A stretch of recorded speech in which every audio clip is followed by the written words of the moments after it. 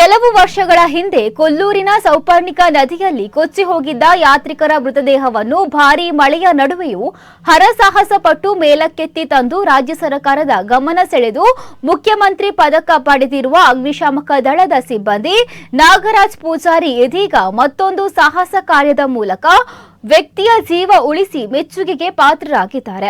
ಸುಳ್ಯ ತಾಲೂಕಿನ ಕಸಬಾ ಗ್ರಾಮದ ಕಂದಟ್ಕದಲ್ಲಿ ನವೀನ್ ಕುಮಾರ್ ಎಂಬುವರು ತಮ್ಮ ಮನೆಯ ಸುಮಾರು 40 ಅಡಿ ಆಳದ ಬಾವಿಯನ್ನ ಸ್ವಚ್ಛಗೊಳಿಸುವ ಸಲುವಾಗಿ ಬಾವಿಯೊಳಗೆ ಇಳಿದಿದ್ದರು.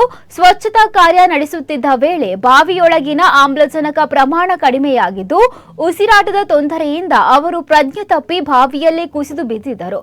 ಘಟನೆಯ ಬಗ್ಗೆ ಮಾಹಿತಿ ದೊರೆಯುತ್ತಿದ್ದಂತೆಯೇ ಅಗ್ನಿಶಾಮಕ ದಳದ ಸಿಬ್ಬಂದಿ ಸ್ಥಳಕ್ಕೆ ಧಾವಿಸಿ ತುರ್ತು ರಕ್ಷಣಾ ಕಾರ್ಯಾಚರಣೆಯನ್ನು ಆರಂಭಿಸಿದ್ದಾರೆ.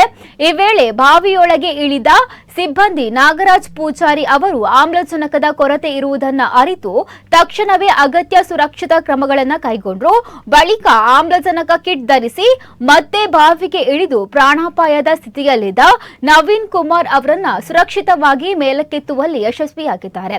ರಕ್ಷಿಸಲ್ಪಟ್ಟ ನವೀನ್ ಕುಮಾರ್ ಅವರಿಗೆ ಸ್ಥಳದಲ್ಲೇ ಪ್ರಾಥಮಿಕ ಚಿಕಿತ್ಸೆ ನೀಡಲಾಗಿದ್ದು ನಂತರ ಹೆಚ್ಚಿನ ಚಿಕಿತ್ಸೆಗೆ ಆಂಬ್ಯುಲೆನ್ಸ್ ಮೂಲಕ ಸಮೀಪದ ಆಸ್ಪತ್ರೆಗೆ ದಾಖಲಿಸಲಾಗಿದೆ.